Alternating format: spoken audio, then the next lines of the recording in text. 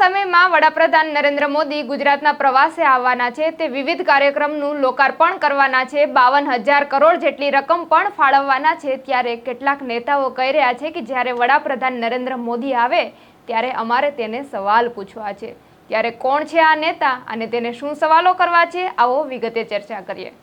વૈષ્ણવજન તો તેને કહીએ જે પીડ પરાઈ જાનાને રે।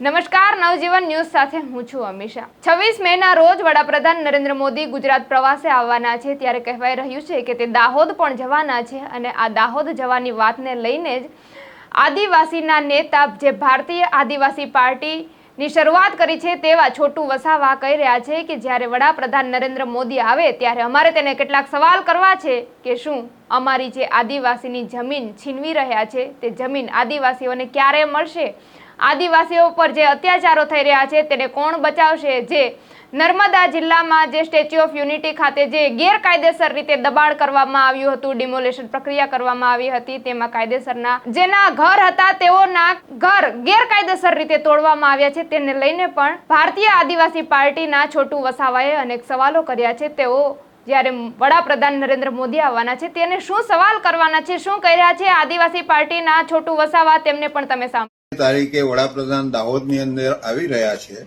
તો ભારત આદિવાસી સંવિધાનિક સેના દ્વારા અમે એનો સખત વિરોધ કરવાના છે અને કરતા રહીશું। જ્યાં જ્યાં આદિવાસી એરિયાની અંદર આવા જે પ્રોગ્રામો ગોઠવીને ચૂંટણી અંકે કરવા માટે અમારા લોકોને દબાવી દેવાના જે ષડયંત્ર જે ચાલી રહ્યા છે એના માટે અમે લડત આપવાના છે, આપી રહ્યા છે ને એનો સખત વિરોધ બી કરવાના છે। કારણ કે અહીંની જે પોલીસ છે એ તો બંધવા મજૂર જ છે, એ મારફતે જ એ લોકો આ બધાને દબાવીને આ ચૂંટણી જીતવા માંગે છે। એ સ્પષ્ટ બાબત છે, કેમ કે પોલીસ કશું પણ આ પ્રજાના તરફેણમાં કરવાના એ બંધવા મજૂર બની ગયા છે।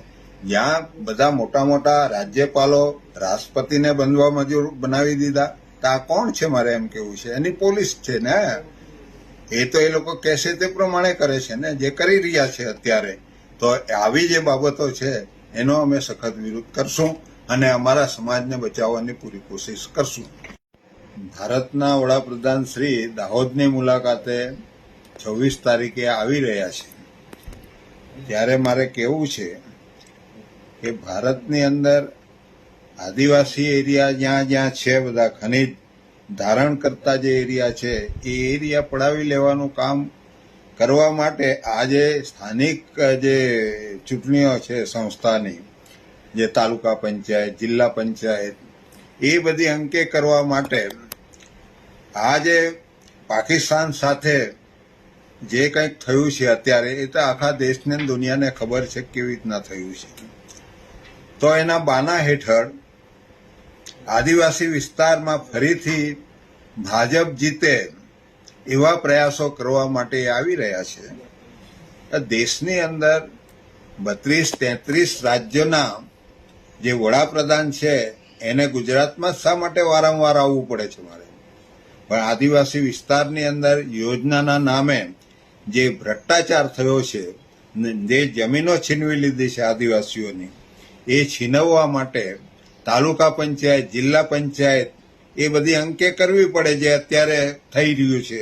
ભરૂચ જિલ્લાની અંદર પણ જે 34 બેઠકો છે જિલ્લા પંચાયતમાં 22 આદિવાસી ચૂંટાયા છે અને 22માંથી કોઈ લાયક છે જ નથી, એટલે જે એક સીટ ચૂંટાઈ છે, રજપૂતની ચૂંટાઈ છે, પટેલની ચૂંટાઈ છે, એને પ્રમુખ બનાવીને આદિવાસીઓના જે હક અધિકાર છે એને છીનવી લેવાની આ એક મોટી સાજિશ ભાજપ દ્વારા કરી રહ્યા છે।